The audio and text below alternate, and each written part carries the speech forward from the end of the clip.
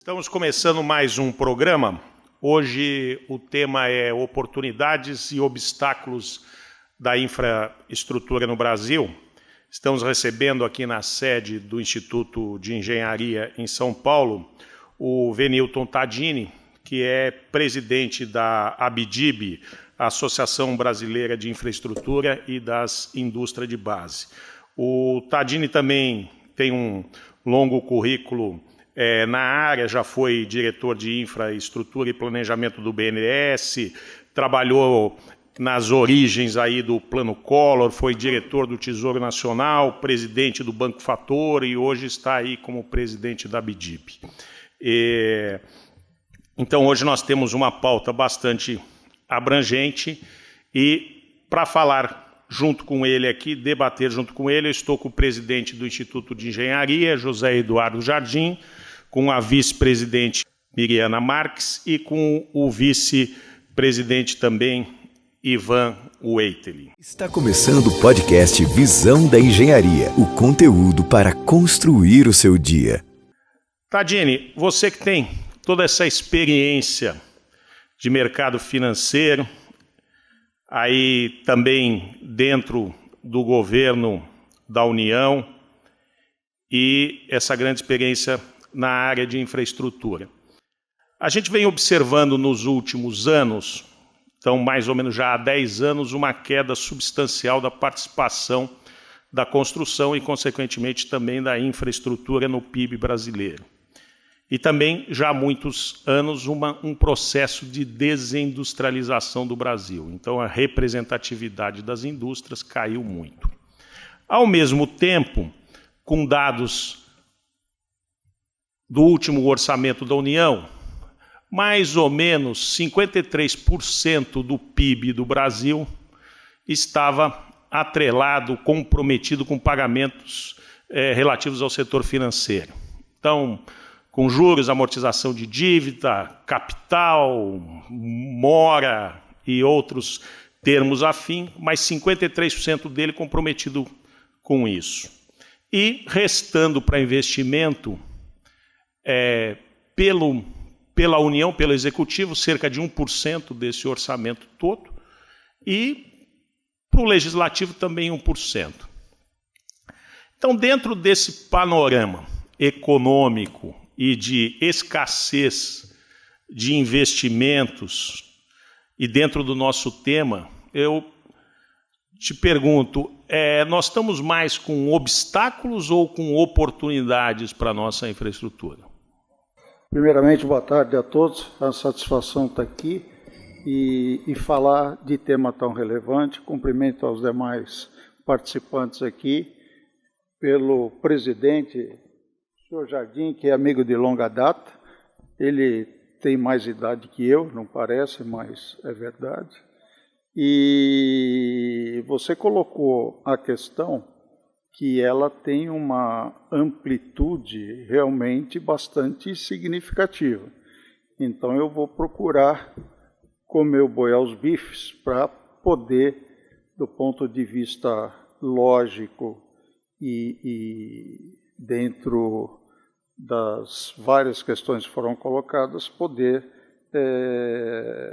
colocar as minhas opiniões a respeito do tema. Bom, em primeiro lugar, é preciso dizer que o investimento em infraestrutura, na verdade, ele caiu bastante de 2014 até 2020. Né? Nós saímos a preços de 2023, de 227 bilhões ao ano para cerca de 150 bilhões ao ano, no ano 2020, que foi o piso disso. Esse investimento, desculpa, ele é o investimento da União ou o investimento considera investimento privado também? Todo ele. E o que a gente observa aqui, né? Principalmente a partir de 2019, né? 2020, quando nós atingimos um piso, que a crise que veio em 2015 no início do segundo governo Dilma foi por conta de um freio na economia, numa mudança significativa de câmbio e de juros. Nós víamos uma estrutura de juros e câmbio. O câmbio estava num nível relativamente valorizado e a taxa de juros bem baixa, né? Aí, na entrada do segundo governo Dilma, viram um tamanho fiscal do nosso déficit grande mesmo, grande, e aí resolveu-se fazer esse giro, esse cavalo de pau, como chama na economia. A hora que você aumenta juros e você acelera o câmbio, você tem um impacto forte do ponto de vista do investimento. E o investimento ele começa a declinar não só na parte privada, mas também no que diz respeito no ajuste fiscal à questão do setor público. Para você ter uma ideia, a partir de 2020, como eu falei, a gente vem tendo um crescimento do investimento privado na infraestrutura bastante significativo, né? Ele que já chegou a cerca de, em 2014, dos 227 bilhões que eu havia falado, 137 bilhões eram do setor privado e 90 do setor público. No ano que eu chamei aqui do piso 2020, nós tivemos 117 do privado, ou seja, ele caiu de 137 para 117, e o público ele caiu de 90 bilhões para 34 bilhões. Né? Então, aí houve efetivamente um freio, que se junta não só o início do ajuste do segundo governo Dilma, mas também com 2017, quando se coloca a questão do teto de gastos no orçamento da União. Né?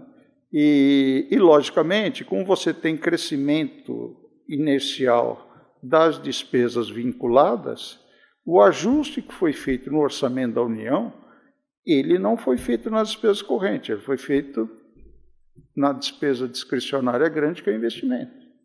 E isso, a meu juízo, é uma das grandes razões que nós ainda continuamos na crise que estamos.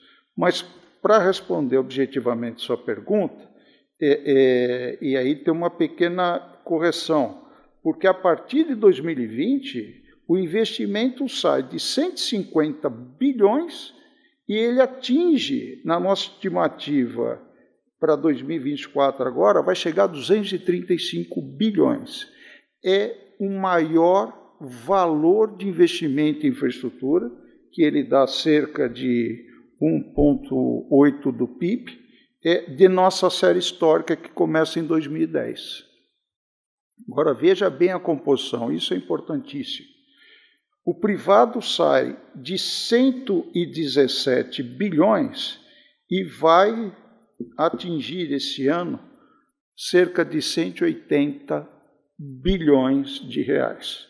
Ou seja, é um crescimento realmente bastante significativo.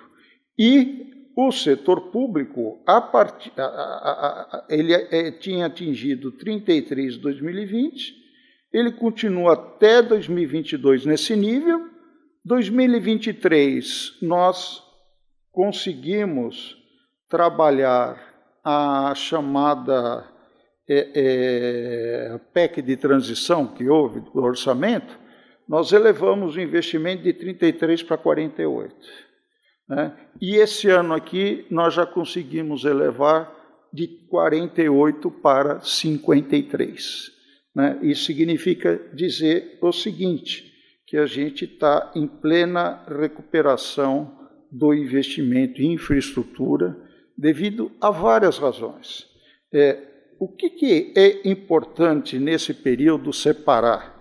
Em primeiro lugar, essa queda que houve dos investimentos a partir de 2015, logicamente, tudo ligado a problemas que houve na Petrobras em relação ao setor elétrico, onde saiu uma regra de renovações de concessões que foi uma catástrofe em termos de tarifa, era para diminuir a tarifa de energia elétrica com o problema da crise hídrica.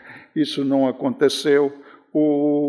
Vários investimentos que a Petrobras tocava na Comperj, também em Abreu e Lima, quando o petróleo estava a $115 o barril, nós fomos para cerca de $40 o barril.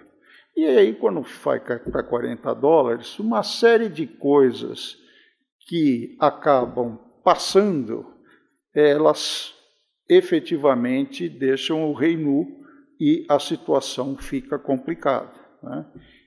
Nunca na história da Petrobras teve uma situação tão grave. E vamos entender que antes de 2015, a Petrobras chegava a representar quase 2% do PIB de investimento. Então, essa coisa que você viu que o setor público ele regride não só por conta da questão orçamentária, mas também por conta das situações de Petrobras e Eletrobras principalmente. É muito significativo. Bom, aonde começa a mudar essa história, né? Como eu disse, o teto do gasto ele foi um problema horroroso. O único país que fez ajuste fiscal que deu certo o teto de gasto foi o Peru, que excepcionalizou o investimento. A hora que você segura o investimento e mantém um teto de gasto, significa que você está investindo menos que a depreciação da sua estrutura produtiva. Significa dizer que ele é tão perigoso quanto você quebrar a Previdência e não ter futuro, né? Você fere o seu produto potencial e fere sua expectativa de crescimento futuro.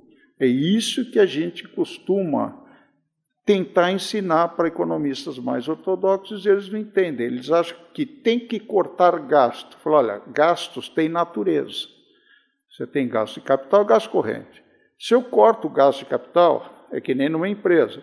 Eu não faço inovação, não faço melhoria, eu não faço atualização tecnológica. O setor público é a mesma coisa. O exemplo que eu sempre dou disso, quando a gente está discutindo os modelos de concessão, para deixar isso claro, o governo federal ele fez um programa muito bem sucedido a partir de 2017 em relação à transferência para a iniciativa privada nas concessões das rodovias. Esse programa, que, a meu juízo, é um sucesso, é um dos maiores do mundo, ele ainda está em torno de 20%. E os 8% da malha, ou 80% da malha rodoviária pavimentada? Quem que faz a manutenção? E a cantilena que a gente ouvia, olha, o setor privado é que vai resolver isso. Não existe isso em lugar nenhum do mundo. Vários trechos não têm a menor chance de ter escala para dar rentabilidade e retorno para o capital. E o capital privado, ele tem uma coisa que é absolutamente inexorável. Se não tem retorno, eu não invisto. É básico, né? Aí eu costumo dizer para o pessoal nos seminários, poxa, mas como se até agora foi os 20%? Eu falei, porque até agora você mandou o filé mignon. Porque até agora foram escolhidas também com as empresas opinando aquilo que seria viável, né? Por que um trecho de 163 você teve que fazer com o Exército? Porque não tem trânsito para remunerar. Ela é uma rodovia sazonal. Não, são certas coisas que são básicas, né? Então, quando você pega e praticamente leva o orçamento do DENIT, que é basicamente, que nós não ampliamos nossa malha rodoviária, é para conservação e manutenção. Você sai de cerca de quase 20 bilhões e vem para 4 bilhões por ano. A situação das estradas realmente era um pandareco e nós mostramos isso na entrada do novo governo. A situação das rodovias federais, 65% estava entre regular e ruim. Então, essa é uma questão objetiva. A questão da forma de tratar o déficit fiscal, a meu juízo, ela foi equivocada. Por que equivocada? Porque não tem nenhum país do mundo que tenha o nível de vinculação orçamentária que o Brasil tem. São quase 95% do orçamento que eles estão com as despesas vinculadas. É de se perguntar, a grande origem do parlamento, que foi a partir da Carta Magna de João Sem Terra, 1215, é para disciplinar os gastos do rei e, mais ainda, para evitar que o rei não aumentasse tributos de maneira discricionária. A hora que eu ponho vinculado, porque as prioridades do gasto, quem definia é o parlamento. Eu parei de ter essa capacidade. E eu sou obrigado a fazer gastos onde não necessariamente eu tenho necessidade. Tem vários estados que os gastos com saúde eram mais necessários e, no entanto, o governador tinha que fazer gasto em educação porque era o percentual do orçamento que estava vinculado e tinha que ser gasto. E crescia inercialmente. Então, esse foi um problema sério, que, felizmente, essa regra mudou. Então, quando nós juntamos uma crise fiscal junto com uma regra de tratamento desse déficit fiscal, uma regra absolutamente inadequada para a nossa estrutura orçamentária e para o nosso nível de investimento, acontece o que aconteceu. Acontece que nós estamos patinando sem lugar. Mas, a partir de 2016, aconteceu uma grande modificação. Foi a criação do Programa de Parceria de Investimento no governo Temer. Porque grande parte também do insucesso dos investimentos que foram feitos foi pelo fato de prioridades não terem sido bem escolhidas, projetos terem sido mal estruturados e mal executados. E, a partir de 2016, nós começamos a ter efetivamente um grau de discussão técnica e estrutura dentro do governo federal, com a criação do Programa de Parceria de Investimentos, que mudou esse quadro. Houve um aprendizado, sem dúvida nenhuma, porque o PAC 1 e o PAC 2, eles vinham de uma inexperiência do país trabalhar esses projetos de infraestrutura. Basicamente, o que o país fazia na infraestrutura, que foi até durante o segundo PND, foi com o estatal.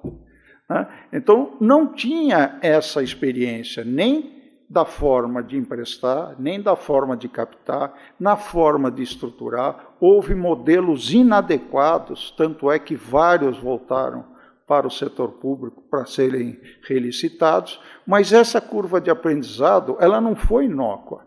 Ela trouxe efetivamente uma contribuição importante para que fossem corrigidos vários desses pontos com a criação do Programa de Parceria de Investimento. E uma coisa fundamental que esse programa fez foi acertar a base da estrutura de governança do setor público. O que eu quero dizer com isso? Você tinha uma desorganização entre as ações dos ministérios, dos órgãos de financiamentos federais, das agências reguladoras e dos órgãos de fiscalização e controle.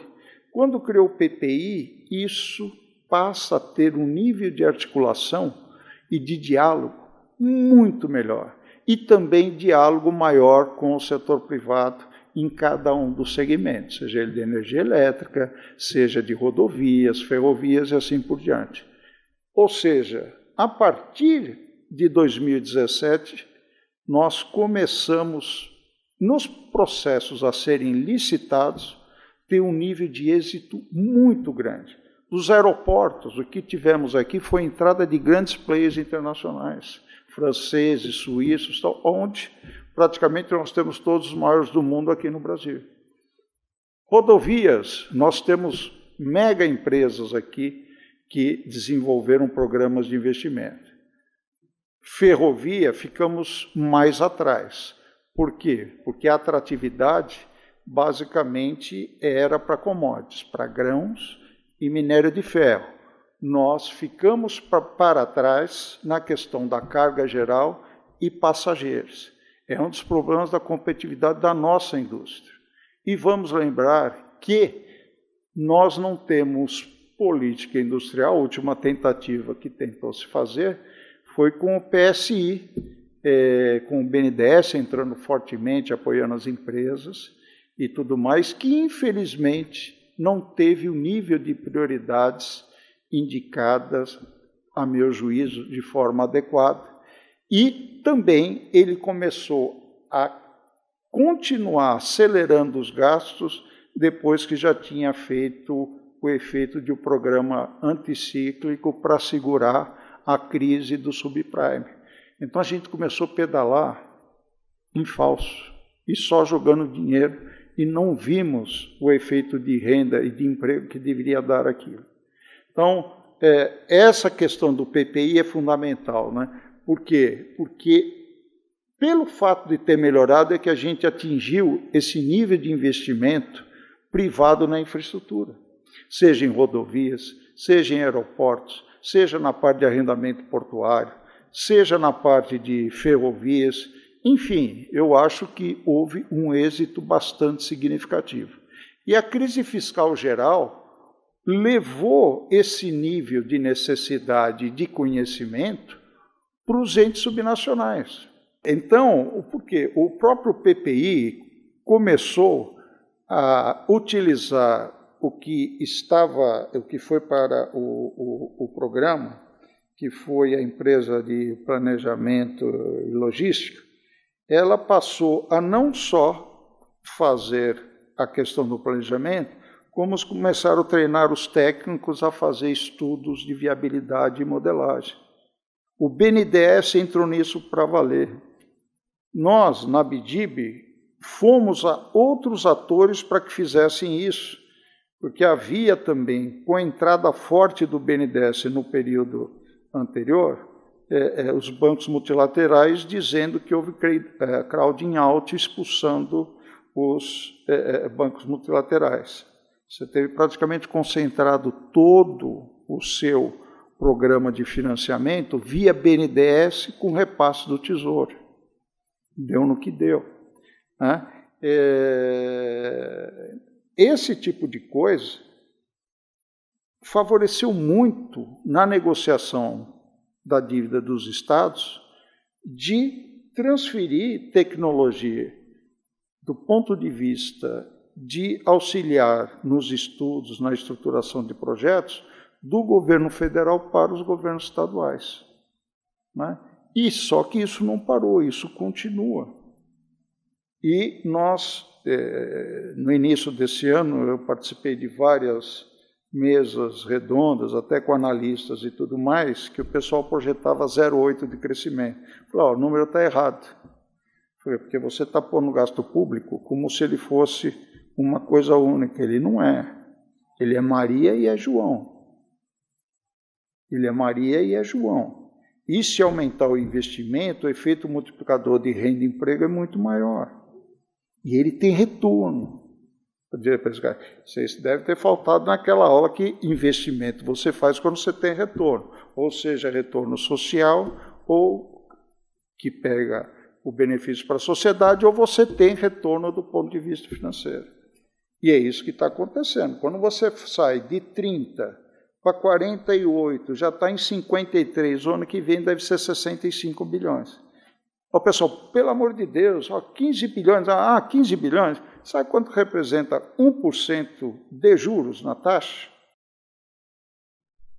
Isso que eu ia te colocar, né? Nós estamos falando aqui num crescimento grande desse investimento público, um crescimento grande do investimento privado, só que nós estamos falando em 800 bilhões por ano, não é isso? Mais ou menos está circulando de juros. Que é o do ano passado, 830, então, e que está na mão do capital, aí rolando um capital. E aí nós estamos brigando, entre aspas, né? Nós estamos trabalhando por migalhas e o grande problema está nesses pagamentos absurdos de juros que o país tem. Esse é o ponto. Esse é o ponto.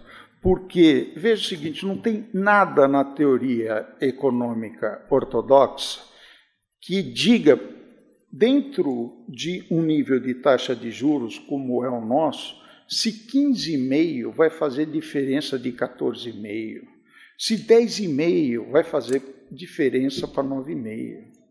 Isso é uma grande bobagem. Só que essa grande bobagem de 1% são quase 100 bilhões em um ano. Entendeu? Então, há, sem dúvida nenhuma, você busca a chamada taxa neutra de juros, aonde você equilibra as expectativas com, efetivamente, a rolagem da sua dívida. Mas não precisa ser 6,5 real. Deve ser a taxa de juros real mais alta do mundo. Ah, não, mas a dívida sobre PIB está crescendo. Claro que está crescendo, porque a gente praticamente não tem superávit primário. Só que nós aumentamos 800 bilhões a nossa dívida via juros. Então, quando você vai discutir isso num ambiente maior, bom, mas o déficit primário, eu falei, o primário só é relevante se o que você gerar, ele mata a sua dívida. Enquanto sua taxa de juros, ela te comer de um esforço fiscal 8 vezes o que você fez, sua dívida vai continuar aumentando, a não ser que o seu crescimento cresça mais que a taxa de juros. É continha. Não existe magia. Né? E você acha que nós vamos crescer 10% ao ano? É a taxa de juros. Se vai crescer 10% Jardim. E eu não tenho nem superávit primário, e meu déficit é de 800, eu imagino que já deve ter passado por isso no passado, vendo crescer o cheque especial e o cartão de crédito, entender que o meu salário, o cara fala, você tem que gerar um superávit primário. Não, eu posso me matar também. Pode resolver, né? Eu brincava quando dava aula, eu falava, olha, se eu matar todo mundo, a inflação é zero. Se eu matar só idosos, a renda per capita sobe pra cacete e reduz a despesa do SUS. A economia é ciência social.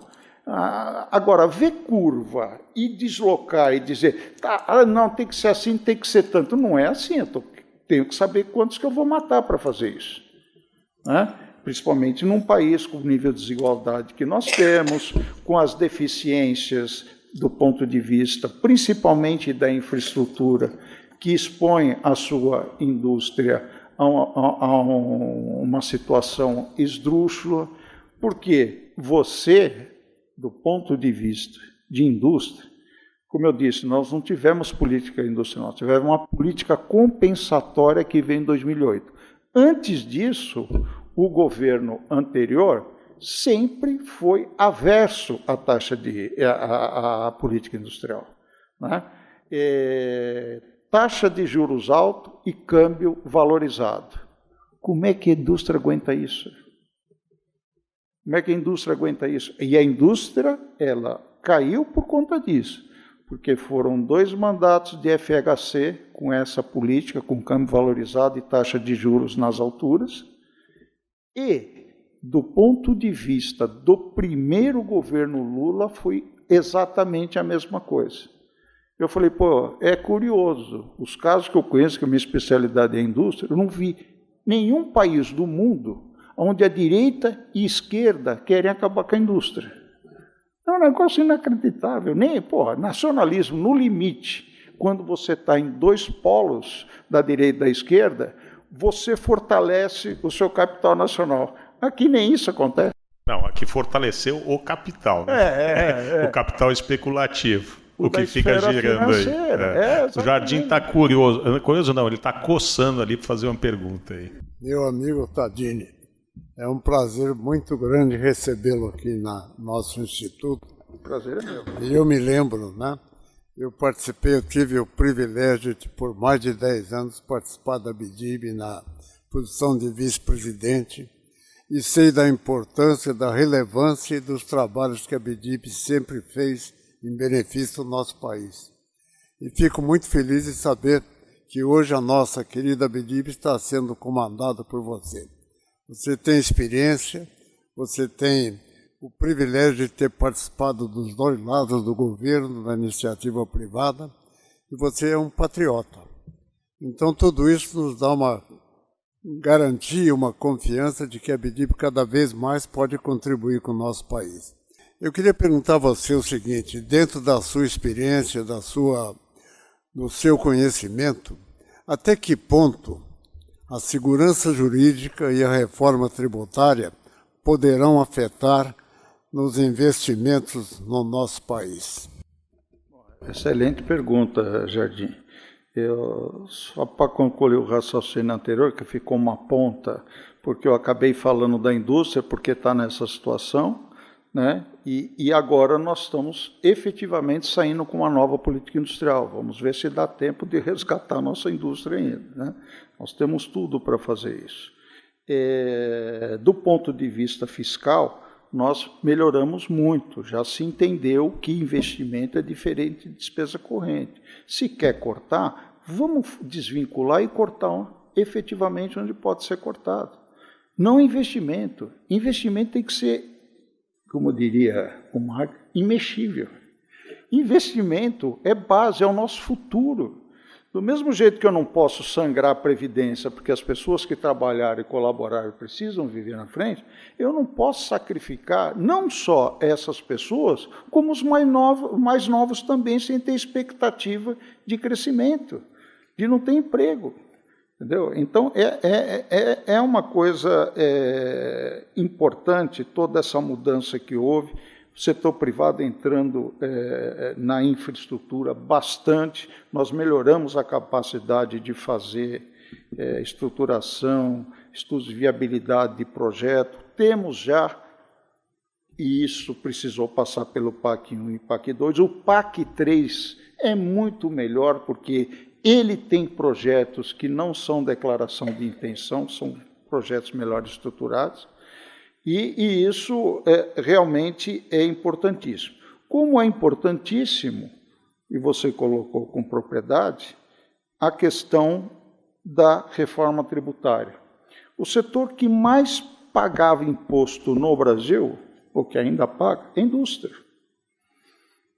Tem algumas sequelas na infraestrutura? Tem, porque infraestrutura está na parte de serviços, e você está efetivamente elevando esse imposto sobre serviço de uma maneira relativamente elevada.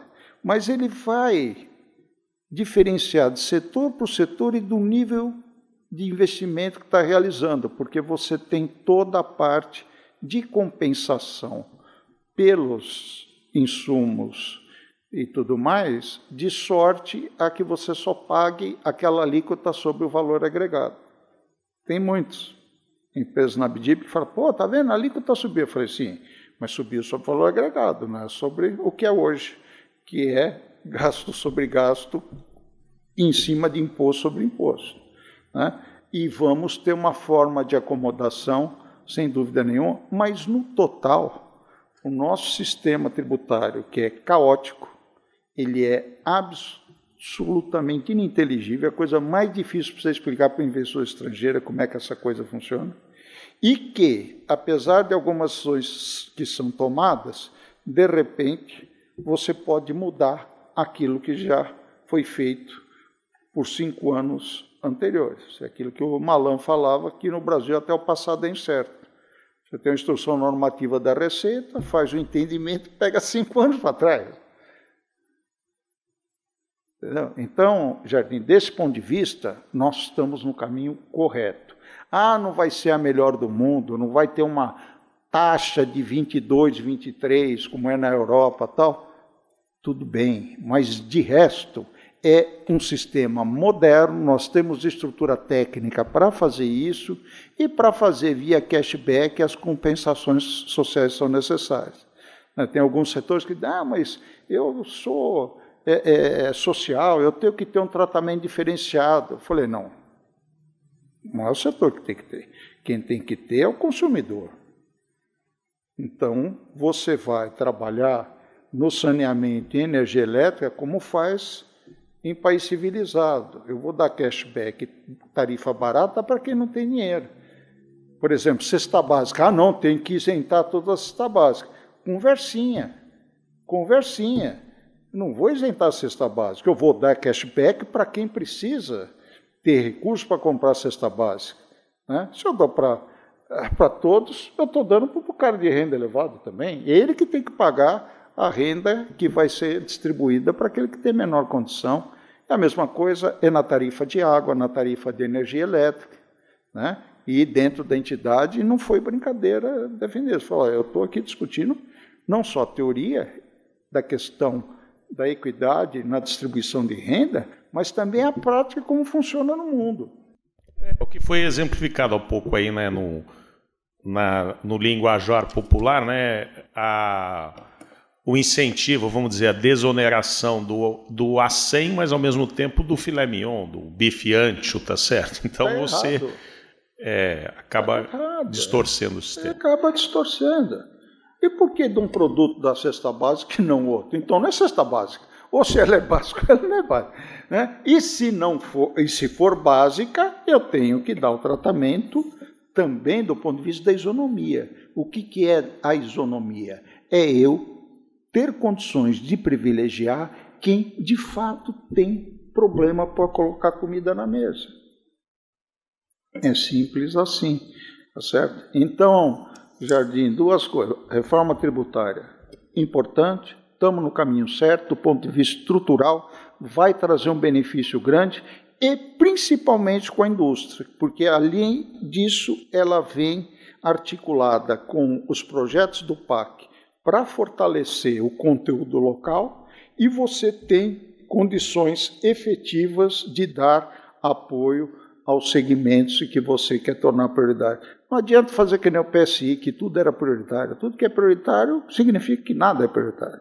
Você pulveriza os recursos, não chega a lugar nenhum. Nós temos uma transição energética, que o país está compreendendo o seu espaço, tem que saber como atua, tem que saber se recolocar nas cadeias globais de valor, e para isso a gente tem que aprender a fornecer e ter mais autonomia em relação à energia eólica, nas estruturas, na questão da energia solar em relação às baterias, em relação...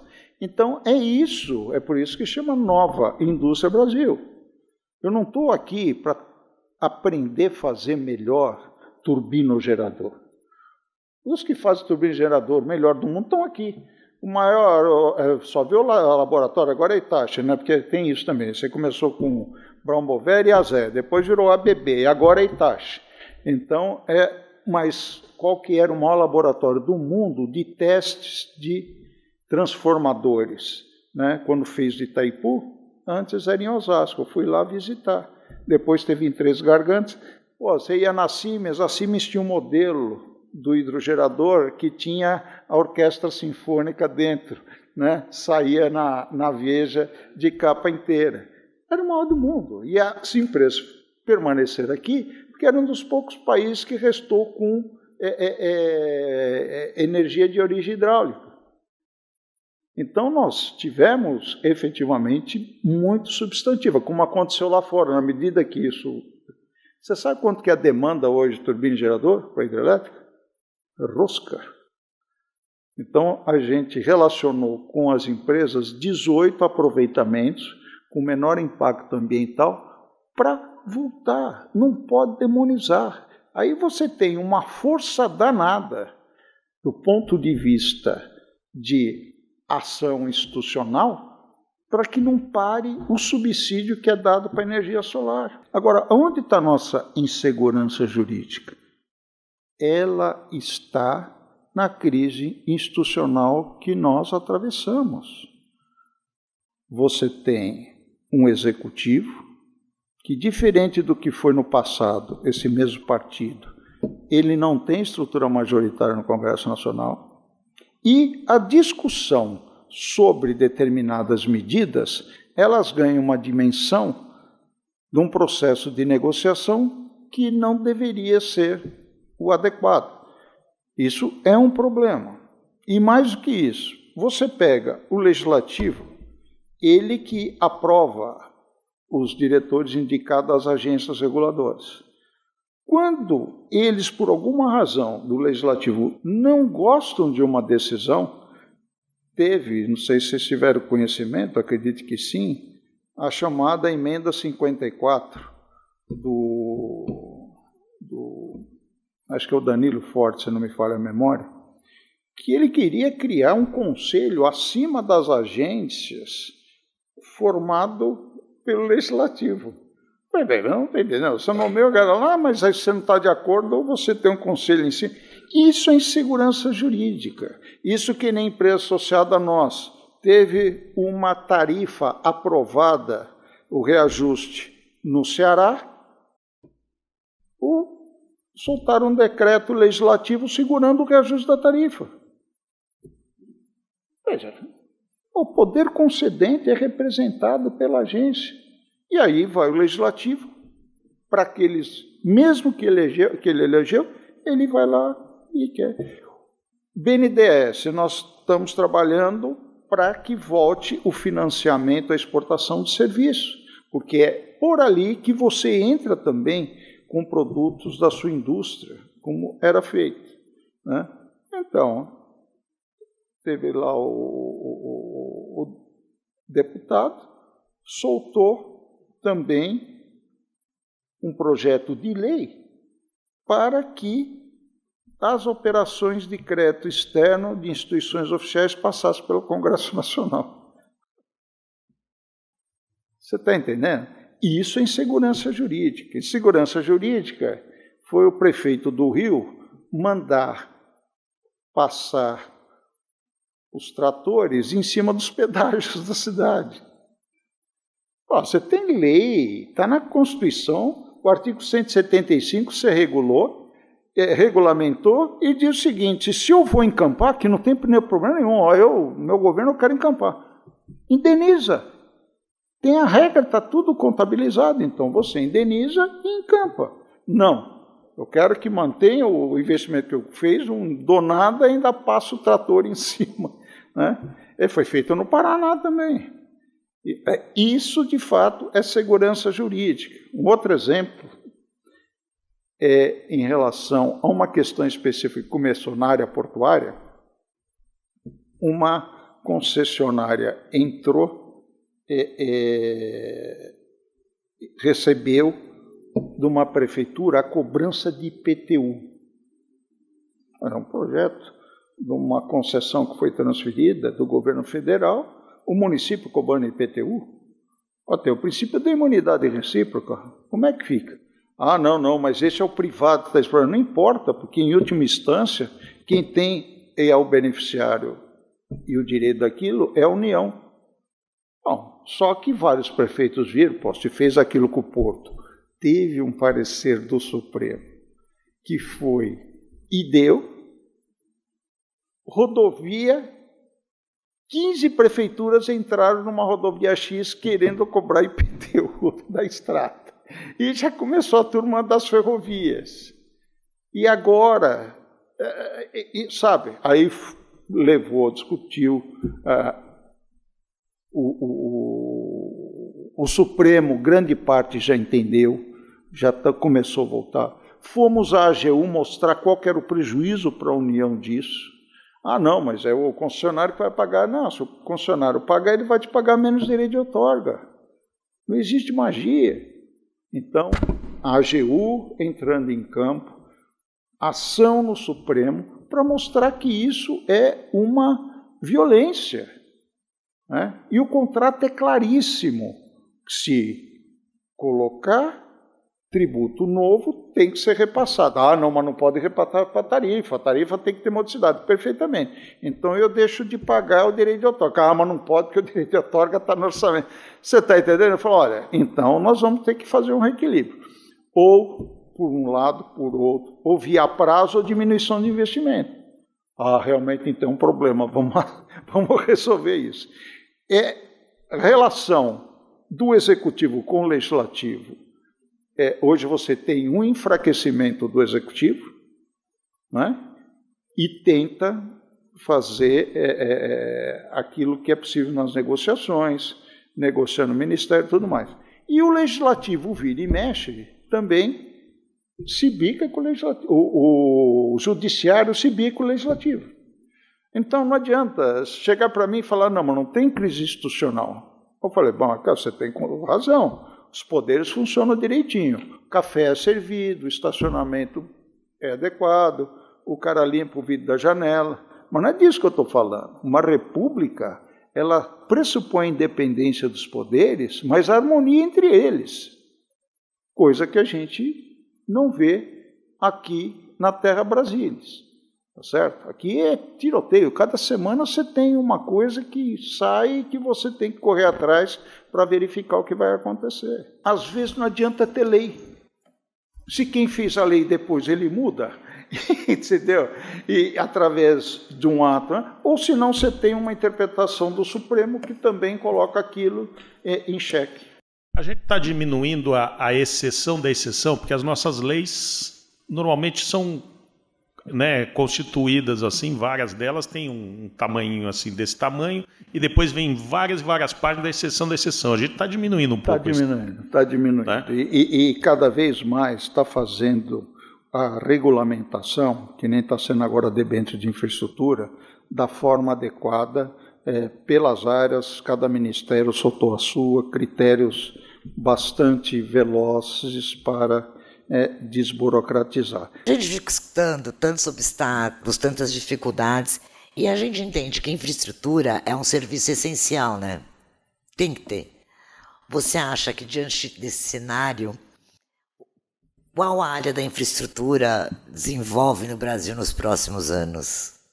Nós temos uma estrutura que nós dividimos a infraestrutura em 4 itens: transporte e logística, telecomunicação, energia, exceto o óleo e gás, que é um bicho separado, e a parte de saneamento. Quais são os 2 segmentos que têm maiores déficits, que estão com maiores defasagens, onde que o hiato é maior? É transporte e logística e é saneamento, né? Obviamente, a dimensão de recursos, dado o tamanho de cada um desses segmentos, nós estamos falando de transporte e logística, são todos os modais, portos, aeroportos e assim por diante. Mobilidade urbana, toda a parte de metrô, enfim, é muito o volume de recursos. Eu diria para você que hoje a gente investe na parte de transporte e logística, cerca de 0,8 do PIB, vamos dizer. Eu precisaria só de transporte e logística, para os próximos 10 anos, para cobrir o hiato, investir cerca de 2% do PIB, que é maior que todo o conjunto de infraestrutura. Aqui, vou deixar isso com vocês. Eu tenho elevado hiato, são 222 bilhões e eu invisto 235, tudo. Né? Transporte e logística são 200 bilhões ao ano para os próximos 10 anos. Só para entender por que existe essa deficiência. A gente ouve falar que aqui é um país rodoviário. Né? E aí pegam a matriz de transporte e falam, sim, isso seria verdadeiro se aquilo que puxa a matriz estivesse no nível adequado de atendimento, que são as rodovias. Poxa vida, a gente tem hoje de rodovias alguma coisa em torno de 1,5 milhão, 1,7 milhão quilômetros. Né? Você pega os Estados Unidos, tem mais de 6 milhões. Você pega o Japão, tem quase, olha o tamanho do Japão, tem quase a mesma quantidade de rodovias que nós. A China, não nem se fala. Eles passam de 7 bilhões, 7 milhões de quilômetros. E esse número que a gente está falando, grande parte dele é não pavimentada no Brasil. Não, e mesmo as principais aí, com uma estrutura péssima de rodovia, né? Fazia tempo que eu não ia a Curitiba, fui faz 15 dias, peguei a estrada, mas que coisa horrível aquilo lá. Apesar de todos os investimentos que fizeram no último tempo, continua uma rodovia ruim. O diabo é que não fizeram, é isso que eu te falei. Aquilo que foi privada e que você está vendo funcionar, você pega a estatística da CNT, ela mostra isso. O que está na mão do governo federal é 65% entre entre regular e ruim. Pô, é isso. E as pavimentadas, tem as não pavimentadas, né? Então, esse é um problema. Então, nossa estrutura de rodovias, ela é pequena. E a hora que você coloca ainda a ferrovia perante a rodovia, fica uma participação ridícula, que com o que está sendo feito, ceteris paribus as rodovias, nós vamos estar chegando na ordem de 30%. Ora, todo mundo sabe que se você faz um modelo integrado, quando você aumenta a ferrovia, você tem que alimentar, vai ter que aumentar as ferrovias.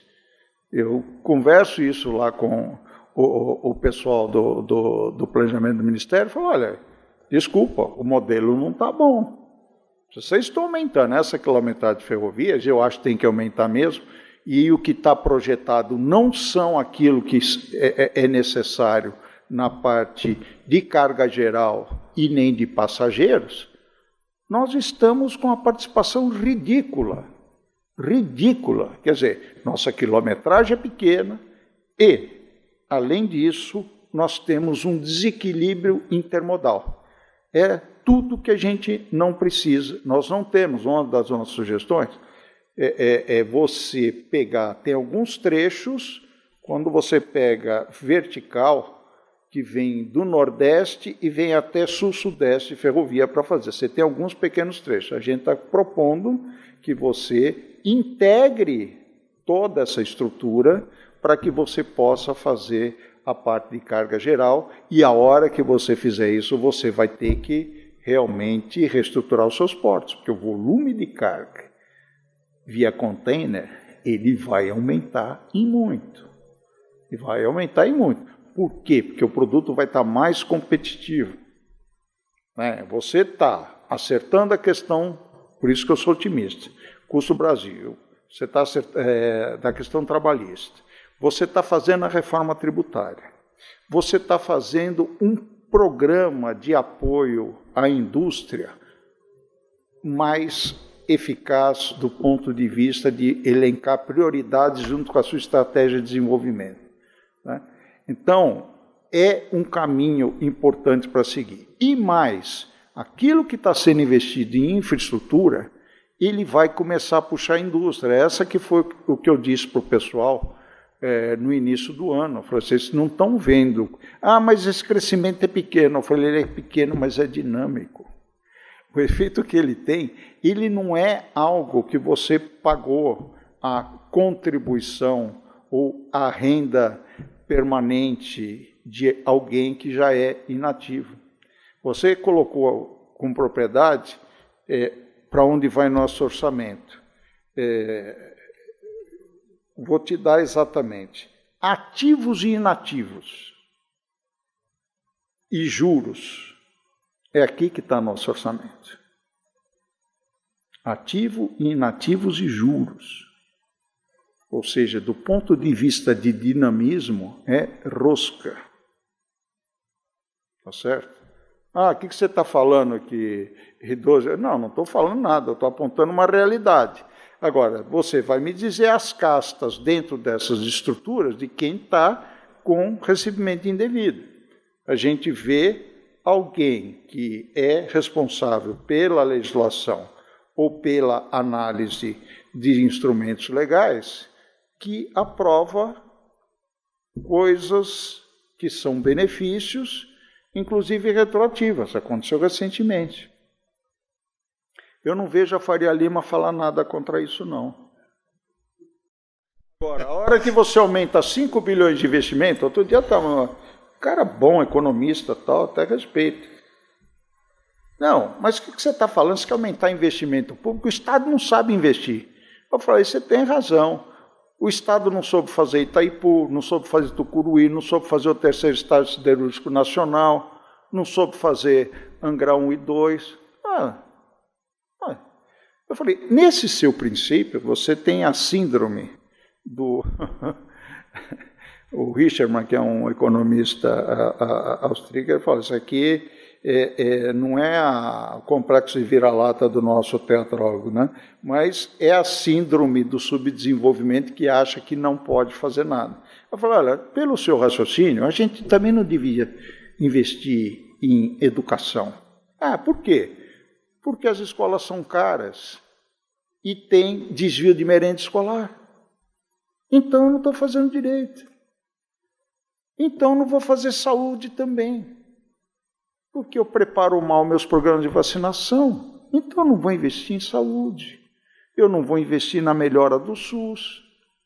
Mas por esse raciocínio você não faz nada, vai para casa. Você está entendendo? Então eu falo, eu não aceito isso. Eu, quando estive no governo, eu achava que eu era o melhor. Eu aprovei linha vermelha no BNDES, metrô de Brasília, a Ferronorte. Eu achava que eu era bom. E eu estava lá porque eu achava que era bom. E acreditava naquilo que eu estou fazendo. Agora, se você está dizendo que se tem alguém que está no governo, que está achando que não sabe fazer investir e está lá, desculpa, pede para sair 02. Pede para sair, né? Você falou da queda e crescimento do PIB. Mostrou que chegamos aí em 2024 em 235 bi. Isso aqui é investimento da infraestrutura. Certo. Disso, 80% da iniciativa privada. Exatamente. E 20% público. Exato. Aí é majoritário, né? O privado majoritário. Está sendo... É que eu acho que forçou demais o privado. Ele cresceu, sem dúvida nenhuma, como eu disse, ele cresceu em termos relativos e absolutos, ele saiu de 113 e foi para 182. Mas a participação relativa, ela tinha aumentado demais em 20, 21, 22, porque com o teto dos gastos, o investimento público foi lá para baixo. Eu acho que tem que ter uma recomposição desse percentual, mas ambos crescendo.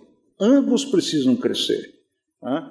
Então, no 24, a gente simulou cada um crescendo 10%. E, certamente, no ano de 25, eu acho que ainda o privado, pela dinâmica dos projetos que já foram aprovados, licitados que estão em andamento, ainda o privado vai crescer mais que o público. Eu acho que uns 2, 3 anos acontece isso aí. Mas, de qualquer maneira, não pode aumentar mais a participação relativa. Então, você tem que aumentar pelo menos 10% do público também. Então, mas o que cresceu foram as concessões. Né? Sim, basicamente. E aí você mencionou que os aeroportos foram concedidos, isso. Tem grandes empresas internacionais e eles estão funcionando bem, né? Isso a gente constata. Uhum. As rodovias não, né? Acho que só 20% ficou... Mas é que 20% é bastante, e mais do que elas, os governos estaduais aprenderam a fazer. Você vê lá no Mato Grosso, você vê aqui em São Paulo. No total, a situação de manutenção é precária. Aqui em São Paulo? Aqui em São Paulo, não. Não.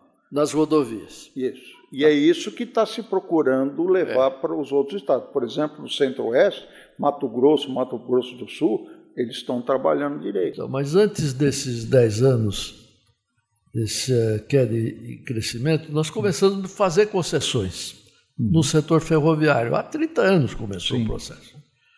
E aí eu não vejo o mesmo sucesso do caso dos aeroportos. E aí que eu estou querendo levantar a questão. Aqui no estado de São Paulo, nós tínhamos 5 mil quilômetros de ferrovia. Sim. Hoje nós temos 2.500, é a metade. Há 50 anos montávamos e operávamos trens, metrô de São Paulo foi totalmente feito aqui. Hoje nós estamos trazendo um trem totalmente pronto da China. Isso é absurdo. A indústria foi para o Beleléu. Pleno acordo. Então, o que está faltando aí? É o erro de investimento? É a concessão que está errada? Onde é que estamos errando? Como diz o esquartejador, vamos por partes, mas as suas colocações são absolutamente legítimas. Tá? O que está acontecendo? Nós fizemos o levantamento só para fazer um paralelo de como as coisas também avançam, e por isso que eu sou otimista. Né? Nós saímos do piso. Eu acho difícil voltar para esse piso. Aprovamos há 4 anos atrás o novo marco regulatório do saneamento. Nós fizemos um estudo de tudo aquilo que já foi transferido e que está em transição para ser. Nós não vamos atingir a universalização em 2033 de água e tratamento e coleta de esgoto, mas a gente vai melhorar para chuchu. A gente vai fazer em 10 anos o que não fizemos em 50. Né? Isso não há dúvida nenhuma. E a quantidade de investimento, eu disse que tem o hiato aqui de saneamento, de 22 bilhões. Hoje, quando começou o novo marco, a gente investia 20 bilhões. A gente está investindo quase 30 já. E vai aumentar mais esses 22, eu acho que atinge. Se não perder isso, a gente vai chegar perto de 50 por ano em 2 anos. Então, eu acho que o encaminhamento da solução no saneamento está dado, não tenho dúvida. Aí nós vamos para a questão do transporte logística, que nós já falamos de rodovia, que não vai resolver se não entrar o público em trechos que não tenham retorno. E aí vamos para a ferrovia. Ferrovia é o que eu disse. Como você tem uma eficiência brutal, também por subsídios, vê o Plano Safra, vê o tratamento que é dado na questão dos impostos e tudo mais, a indústria que é mais subsidiada e funcionou com Embrapa e tudo mais, foi o agro. Eu não sou contra o agro. Você é contra? Claro que não. Até porque não existe indústria sem o agro e agro sem indústria. Né? Agora, aonde pega essa coisa? Quando você tem o agro muito bem, que é uma commodity, e você tem a mineração muito bem, que é a Vale do Rio Doce basicamente, aí você teve um investimento em ferrovias que ocorreu e está ocorrendo nos últimos anos, inclusive com renovação dos contratos com previsão de duplicação ou fazer investimento cruzado. Então, veja, grãos e minérios, nós somos eficientes e tem uma boa malha. Onde está nosso problema? É carga geral. E por que carga geral? Você tem que ter outra estrutura de túneis, de acertar percurso, uma série de coisas, que é um investimento que você trabalha há 10 anos com fluxo de caixa negativo. Quem aguenta isso? Eu com o BNDES eu vou dar a taxa preferencial. Tudo bem, cara, mas 10 anos de fluxo de caixa negativo? Pô, eu não sou Bom, não vou falar nome. A Uber, sabe? Então, o que acontece? Esses investimentos, eles têm que ter participação pública, aí tem que ser PPP, não é concessão só. Claro, é uma concessão na forma de PPP, e principalmente dos primeiros anos, que aí eles conseguem. Eu acho que o exemplo de São Paulo é excelente. Eu cheguei no passado a participar aí, dando consultoria para grupos para entrar na linha 4 do metrô, na linha 6 do metrô, é PPP. Se fosse só o público, o Estado não teria feito. Agora, É preciso estar no planejamento e é preciso priorizar. E é nisso que a gente está apostando, porque esse secretário de Ferrovias do Ministério do Transporte, ele tem clareza disso, ele já aumentou recursos no orçamento. Você notou que o governo federal nunca fez uma PPP? Por quê? Porque PPP tem que ter contrapartida. Né? Costumava falar com o ministro anterior, fala, ministro, fala em PPP, nunca fez nenhuma. Não, mas não tem orçamento. Fala, não tem orçamento. É questão de prioridade o orçamento. Né? Então, esse tipo de coisa é fundamental. E hoje consta do planejamento do PAC projetos na parte de carga geral e está entrando de passageiros. Mas, repito, para que isso acontecesse, era importante quebrar praticamente o que existia de monopólio do conceito de ferrovia só para commodity. Se queremos ter uma indústria, a gente tem que ter ferrovia para a indústria. Então, como é que resolve isso? Dinheiro no orçamento para contrapartida. Está ocorrendo algumas autorizações de estados específicos também, onde o Estado também está entrando em alguns casos para ajudar, e o governo federal também tem ajudado, e isso é fundamental. Senão, não vai ter ferrovia. Jardim. Tardini, com toda a sua bagagem, experiência, tema da Sabesp, realmente foi uma surpresa para você? O tema saneamento é convidativo? Não, você acha que a população será beneficiada com essa? Olha, se não for, é ruptura de contrato. Né? Eu sempre digo o seguinte, quando você está tratando de um serviço público, ele é regulado, quando o Estado deixa de ser investidor, ele tem que desempenhar um papel de regulador. Então tem que ter estruturas fortes de regulação. E contrato é para ser cumprido. Se não, em campo. Na Europa acontece. Não performou, está achando daqui de volta. No caso da Sabesp, eu acho que o que foi colocado foi importante. Né? Tive uma reunião lá com a secretária e com o governador, em que eles mostram que o plano de investimentos, onde a Golden Share que o governo tem exige, é que a meta de se alcançar em 33 a universalização, você alcança em 29. Está lá, está no contrato. Mas não vai acontecer. Desculpa. Para mim, contrato é para ser cumprido. Se entrou, vai estar lá investindo, tem que ter essa responsabilidade, ou vai ter que pagar pênalti por isso.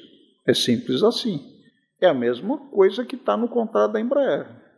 E eu sei que funciona, porque a primeira Golden Share quem criou fui eu na privatização da Selma, a companhia eletromecânica lá de Petrópolis. Então, funciona assim, é só querer aplicar os dispositivos legais que tem, tá certo? Ele aprovou na Assembleia Legislativa, o principal problema era a prefeitura, porque se sai a prefeitura da Sabesp, ela fica com o fluxo de caixa negativo, com o custo que tem. Então, essas coisas é que foram colocadas. Você pode concordar um pouco mais, um pouco menos, você está falando de uma complexidade que é o Estado de São Paulo, e, logicamente, tem negociações que fazem que você tenha que ceder em algumas questões para o processo andar. Mas não vi problema nenhum em privatizar a Sabesp, não. Acho que não. Acho que pode sim ter uma... porque, por exemplo, você tem basicamente uma estrutura de remuneração privada, tem lugares que tem que fazer investimento que o retorno é duvidoso, que são em certas comunidades. Está no contrato que tem que ser feito. Não estava sendo. Então, é história. A privatização é bom? A resposta para isso depende de como você modela e de que segmento que é. Eu participei do início das privatizações do BNDES, ajudei a escrever a Lei 8.031. Siderurgia, zero de emoção. E como controla também, né? Exatamente, exatamente. Você veja, a siderurgia, ela recebia dinheiro do erário. Hoje, quanto paga de imposto para o governo federal? E deixou de investir? Não, cresceu, modernizou, está aí. E assim com outros segmentos que tinha, a própria petroquímica no governo federal, tá certo? Que tinha Petroquisa. E assim por diante. Não vejo problema. Agora, tem que fazer o modelo adequado. Senão, você vai estar realmente criando uma situação de retrocesso na história. E aí tem que tomar atitude. Porque nem licitações de que foram feitas de aeroporto tal, que o modelo foi questionado, e toma, não toma, toma. Por que isso? É porque teve problema na parte de estruturação e de viabilidade. Não existe magia. Você acredita, assim, de uma forma prática, né? Fico me colocando na sua posição aí de presidente da BDIB, que você tem que defender os interesses aí da infraestrutura e indústria de base. Você acredita numa fórmula prática que a gente consiga aplicar no país, no ambiente político que a gente tem, que a gente conseguisse uma evolução para colocar os projetos que necessitam de tramitação ao longo de vários governos, como se nós tivéssemos um plano estratégico, um plano diretor, que os grandes países que tiveram sucesso no mundo fizeram isso, né? Desenvolveram planos de longo prazo, planos de 20 anos, 30, 40 anos, para mexer em aspectos básicos, e aquilo foi meio que uma diretriz observada não apenas pelo governo do momento, mas pelos governos subsequentes, ou seja, teria uma política de Estado além de uma política de governo. A gente, em termos práticos, no Brasil, tem uma expectativa de conseguir isso um dia? Veja, a gente tem que acreditar que sim, né? Para mim, a última experiência articulada e com análise sistêmica de planejamento que foi feita nesse país foi o segundo PND. É só ver os projetos que saíram de lá. E eu vejo muitos economistas falar que o segundo PND foi um fracasso, foi um voluntarismo militar e tal. Bom, eu apanhei muito de militar quando era estudante, então não tenho nenhum tipo de apreço pela Farc. Mas o que eu quero dizer é que, pelo menos, os nossos militares foram muito mais competentes que os da Argentina, né? Que com grão, com carne e com petróleo conseguiram quebrar tudo. Né? É uma situação. Nós não. Nós temos uma estrutura de telecomunicação, quem fez foi naquele período. Naquele período você fez Itaipu, Tucuruí. Toda a parte de terceiro estágio siderúrgico nacional, mais Açominas, mais Tubarão, foi feito naquela época, demorou mais. Mas aí não é porque não tinha democracia, porque não tinha os diversos grupos contrários, brigas políticas, enfim. A Argentina tinha uma unicidade. Também não tinha, por isso que eu falei que pelo menos o pessoal era competente. Então. A Argentina não tinha. Porque tinha planejamento. Era planejamento. Estratégia. Tinha. E logística. Tem. Olha, eu posso falar do segundo PND de cátedra, porque nunca fui fã do regime militar, tá certo? E a minha tese de mestrado na USP é sobre o segundo PND. Eu conheço em detalhes aquele plano e aquilo que foi executado. A gente estava saindo da primeira crise de petróleo, tomou o primeiro choque do petróleo, estava com nível de endividamento grande pelos crescimentos dos anos do milagre. O Brasil crescia 11% ao ano, de 68 a 73, e aí precisamos responder à crise do petróleo. E o maior item da nossa balança comercial era petróleo, praticamente junto com bens de capital. Foi um espetáculo o que aconteceu com a indústria de bens de capital. Vê o crescimento que Dedini, Zanini, Bardella, Vilares, está lá, está tudo mostrado bonitinho. Nível de substituição de importação, você tinha coeficiente de importação 36, passou para 18. né? Se não fosse isso, não teria conseguido, no meio dos anos 80, começar a reverter a balança comercial e gerar superávit para um dia, como fez hoje, pagar a dívida externa no início dos anos 90. Então, é importante que você tenha um planejamento dentro de uma estratégia de desenvolvimento. A estratégia que tem hoje, ela existe. Nós estamos fazendo os programas que estão em andamento vinculados ao quê? O processo de transição energética, porque você tem que estar referenciado no que está acontecendo no mundo.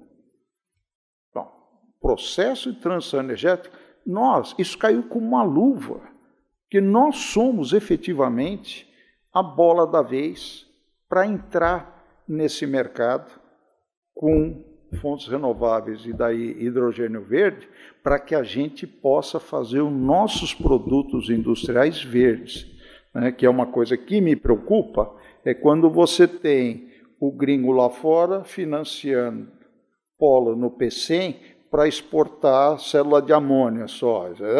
E, não, quero aqui. Eu acho que isso tem que ter um imposto significativo em cima. Porque depois fala, não, nós somos verde, vocês que não são. Porque vocês não estão colocando nessa questão o que está acontecendo com o desmatamento da Amazônia. Porque cada vez inventam uma coisa para colocar. Você não tem dúvida. O OMC é craque em fazer isso, tá certo? Passa os países de desenvolvimento. Pergunta por que a China não entrou na OMC. Pergunta por que a Coreia só entrou na OMC depois que se industrializou. Claro, depois que eu completei, agora estou dentro. Vamos nas regras aqui. Abre o mercado aí, os Estados Unidos, por que você fez o IRA, o Inflation Reduction Action que você fez agora? Para que isso? Com proteção local, tudo isso, mas isso aí não era coisa que não pode. Agora pode. Então, eu acho que esses 3 pilares da estratégia, que é a transição energética, para isso você tem que desenvolver toda a questão do mercado de carbono e finanças sustentáveis. Está sendo feito no Tesouro Nacional. A questão de você ter uma indústria adequada para se recolocar, porque você perdeu o bonde, nas cadeias produtivas internacionais. E o terceiro item, que é a questão da segurança alimentar no mundo, onde nós somos também o principal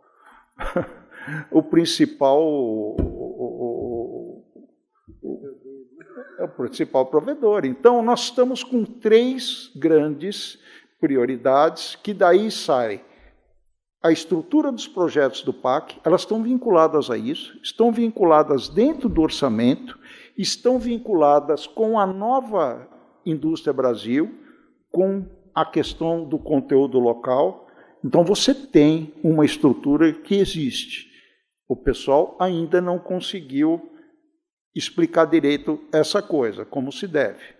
Agora, tem uma coisa que tudo isso, além da segurança jurídica que é fundamental, não aconteceria se não tivesse sendo feito aquilo que agora está em pleno andamento. Qual foi o nosso grande problema em todos os ciclos expansivos que teve o Brasil? Olha, não vou começar de 30, vamos de 45 para cá, mas enfim, você só usava praticamente recurso externo. Que lembra que o BNDES é de 52, ele só foi ter recurso de PIS pazetal em 70. Não tinha. Né? Então, quando você fez o crescimento Juscelino, você quebrou nas contas externas, foi para a hiperinflação. Né? Então, aí você teve que reestruturar a parte tributária, o sistema financeiro de habitação, você criou o Banco Central. O nosso milico era um bom, entendeu? Pelo menos os caras trabalharam, fizeram. Agora você compara com outros que estão por aí, não aconteceu nada. Aqui deixou legado. Deixou tragédia também, mas deixou legado. Aí você vai para a década de 70, quando teve o plano de ação econômica do governo que o Campos e Bulhões fizeram, prepararam o terreno e pegou o mundo num crescimento internacional voando. Aí o Delfim criou o BFX, começamos a exportar produtos, só que nosso crescimento levava a uma importação muito grande. E nosso balanço comercial tomando pancada e a gente precisando se endividar, crescer. Mas você tinha os petrodólares para pegar e crescer. E assim foi feito, tá certo? Até vir o primeiro choque do petróleo, 74. Por quê? Porque com o petróleo era quase 1/3 das nossas importações, aqui dá uma porrada, que foi um negócio complicado. Mas aí fizeram o segundo PND, responderam. Mas aí em 79 veio a segunda crise do petróleo e veio o choque de juros do Paul Volcker. Você imagina, porque os juros eram flutuantes. Isso mudou tudo, não é assim mais. Mas mudou tudo. Você está pensando, você está pagando 2% de juros, de repente você vai pagar 22% de juros. Você tinha se endividado por um crescimento, né? Só que esse endividamento, a hora que os juros explode, pega o estoque da tua dívida, ele não pega a nova. Então, os cálculos de retorno que você fez com aquela taxa anterior, não a taxa que você vai terminar o seu projeto. Tomou uma tijolada, tá certo? E isso que fez a gente reestruturar todo o aparelho de Estado, porque quem eram os grandes investidores? Eram as empresas estatais, seja a nível federal, seja nos estaduais. Teve que reestruturar. A crise foi em cima do setor público. Por que eu estou falando tudo isso agora? Porque o segundo PND foi basicamente 80% recurso externo, que já estava, e 20% de BNDES. O último que nós tivemos com o Dilma 1, PAC 1, PAC 2, foi basicamente BNDES. Basicamente. E, mesmo com reserva cambial e taxa de juros internacional baixa, a gente foi avançando nisso. Agora, para concluir, o que nós temos hoje? Do ponto de vista de banco de fomento, porque o BNDES ele foi obrigado a devolver em 4 anos 850 bilhões. Nós fizemos 2 coisas erradas. Nós passamos recursos demais para o BNDES, né? E também não demos o endereçamento 100% como deveria ter dado. Não estou falando de malversação, eu estou falando de estratégia mesmo, né? De segmentos que foram apoiados, é outra coisa, é política industrial mesmo. E também continuou com a política depois de ter passado o problema cíclico, que o problema continua. Essa história de desoneração. Foi desoneração para aquele período, não era para ficar até agora, não era política permanente, certo? E é isso que tem que ser colocado. Falar para a indústria, você não está tendo agora mudança na reforma tributária, por que agora você quer ter a desoneração também? Vamos separar isso direitinho, porque foi generalizado. Então, nós temos o BNDES. Nesse momento, ele chegou na época do PAC 1 e 2, tá? 350 bilhões. Ele veio a 100 bilhões. Nós estamos levando o BNDES para mais de 230 bilhões. Para isso, o que está sendo feito? Não vamos mexer na TLP. Esse é o problema da TLP, que está remunerando lá o FAT, porque abusaram com a TJLP, uma remuneração muito baixa. Vamos deixar. Agora vamos fazer o seguinte, nós vamos aprovar um instrumento, e foi aprovado, que o BNDES pode emitir letras de crédito de desenvolvimento. Ora, você não faz o CRI para o imobiliário, você não faz o CAR para a agricultura, por que não dar esse incentivo para investimento em infraestrutura?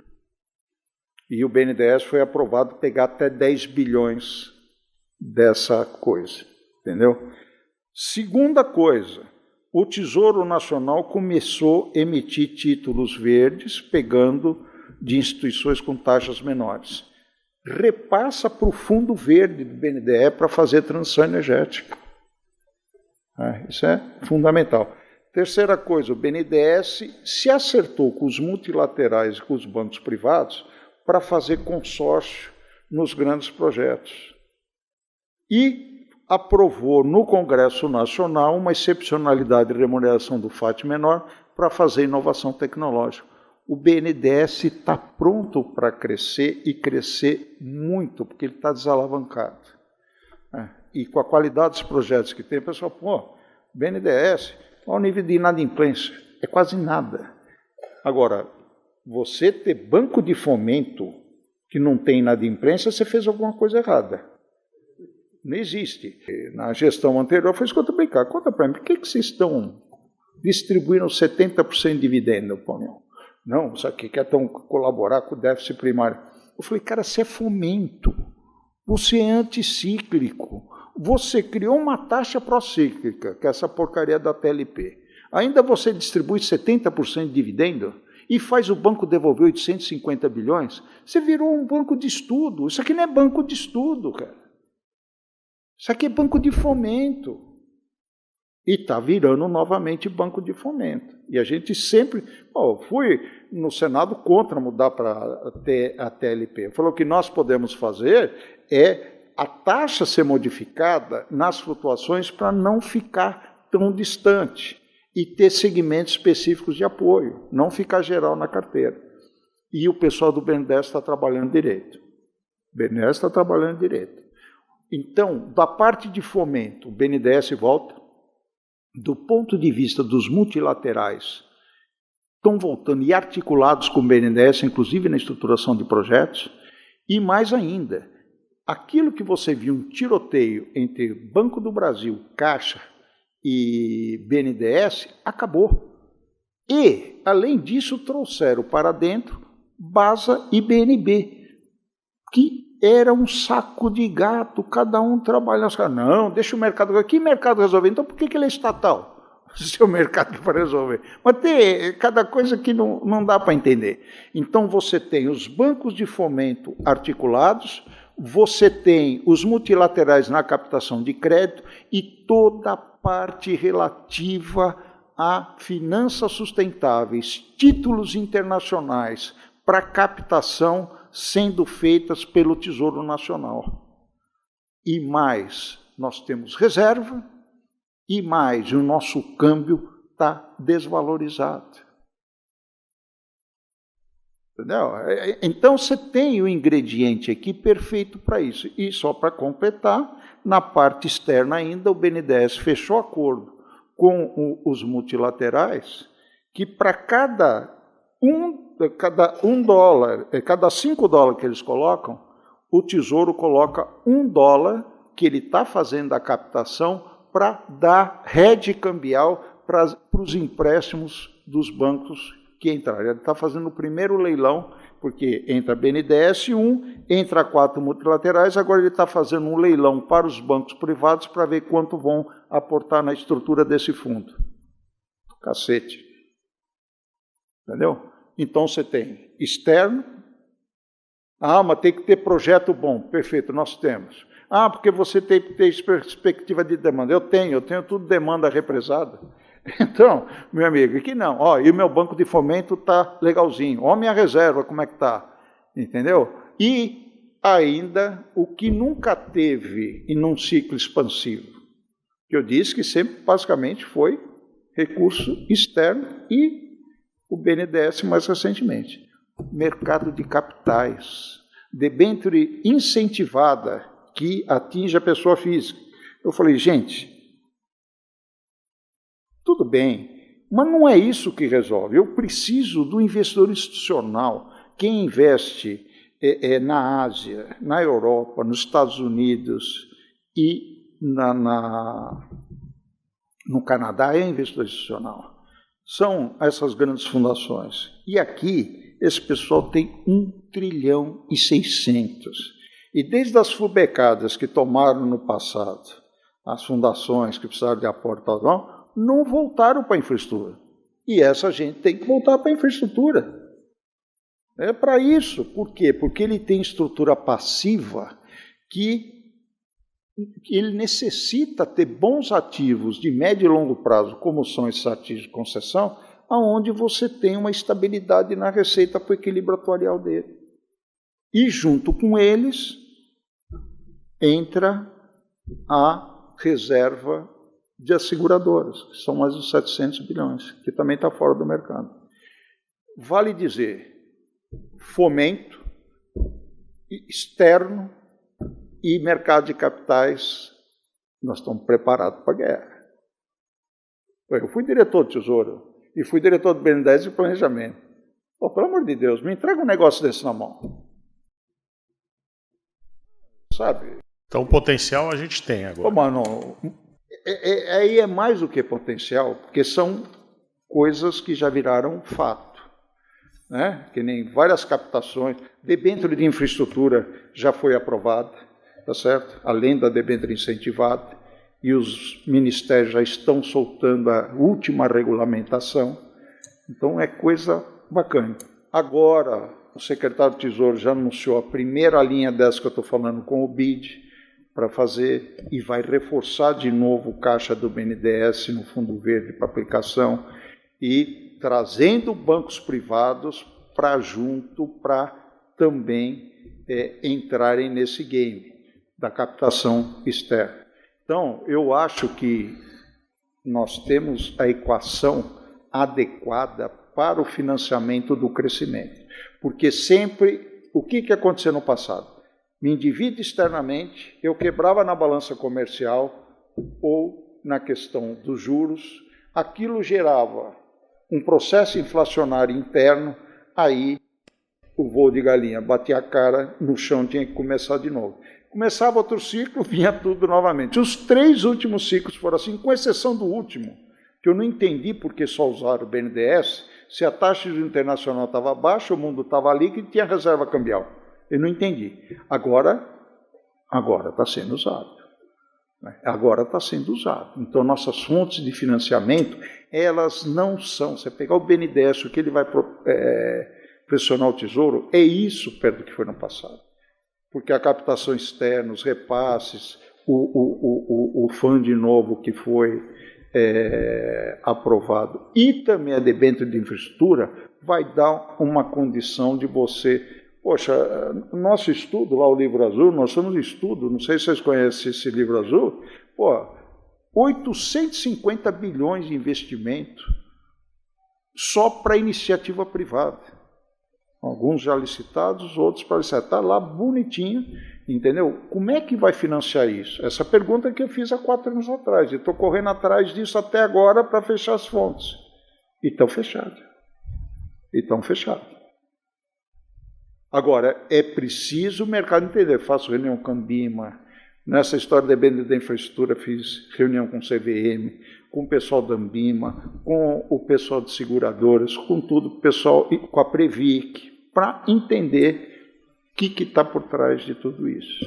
Então, eu não sei se respondi sua pergunta, mas eu digo para você o seguinte, a gente tem um desenho, a gente tem uma estrutura pensada para andar. Agora, se você não tiver harmonia dos poderes, se você ficar no mimimi, no nhenhenhé, você corre o risco de ficar em algumas coisas meio quebradas, algumas andando, outras não. Infelizmente, mas é a democracia, né? Infelizmente para os projetos, mas o processo democrático eu acho que ele tende a amadurecer e a gente avançar. Infelizmente o nosso tempo não é eterno aqui, nós já estamos até bem estourado nele. Felizmente nós não temos aquela grade de televisão que nós teríamos que ter cortado, nós estamos na web, porque então nós podemos esticar, né? Mas a gente poderia passar aqui o dia todo com você conversando. Então quero te agradecer muito a presença aqui no Instituto, né? O Jardim também eu acho que quer dar o último agradecimento. Não deu tempo nem da Miriana te perguntar com esse sobrenome Tadini se você é palmeirense ou não nesse negócio. Ah, você já sabe? Ah, nem contou para nós, hein? Jardim, para a gente encerrar esse programa. Pois é, Tadini. Obrigado pela excelente apresentação, pela aula, pela sua palavra competente, direta, didática e clara. Eu só queria reforçar aqui a nossa parceria, né? Instituto de Engenharia e ABDIB, e dizer a você o seguinte, estamos aqui abertos para cada vez mais trabalharmos juntos, Olha, eu que agradeço a oportunidade aqui, poxa vida, convite do Estudo de Engenharia, que meu amigo Jardim de tantos anos, e eu, do ponto de vista econômico, eu estou otimista, tá certo? Mas as declarações do presidente e tal, isso é derivada da quarta, gente.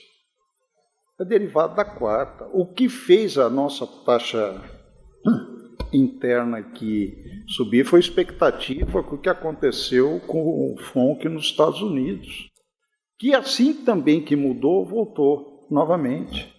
Tá certo? Se palavra de autoridade X, Y, com exceção do próprio presidente do Banco Central, seus diretores, ou ministro da Fazenda, desculpa, é efeito marginal. E nós vamos entrar, a meu juízo, logicamente, acredito que vamos ter alguma evolução positiva na guerra da Rússia e Ucrânia e também na situação ali do Oriente Médio. Eu acho que o mundo entra num ciclo virtuoso, que era para ter entrado depois da pandemia, quando veio a guerra. E a questão da energia é que deixou o pessoal de cabelo em pé. Quem tem cabelo ainda, no meu caso, não afetou nada.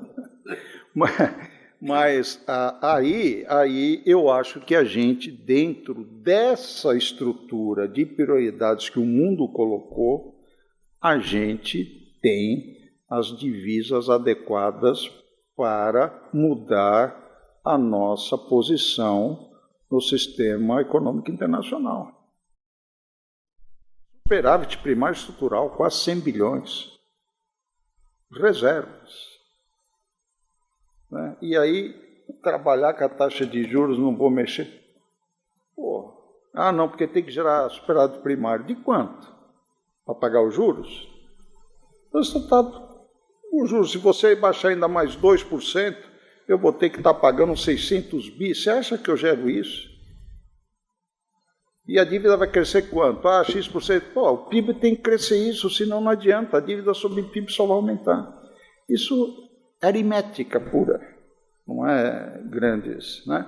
E, no entanto, a taxa de juros continua nas alturas, né? Por idiosincrasias. Mas é isso. Queria agradecer a gente, nessas ocasiões, que tem oportunidade de falar, que não é sempre, que nem você disse, você vai no rádio, na TV, né? De repente corta e acabou a conversa, né? Então aqui, para mim, é uma delícia poder conversar, poder explicar certas coisas, porque tem coisas muito complexas acontecendo. Eu faço parte do Conselhão, do Conselho Nacional de Desenvolvimento Industrial, do Sescomex, tudo quanto é conselho me chama.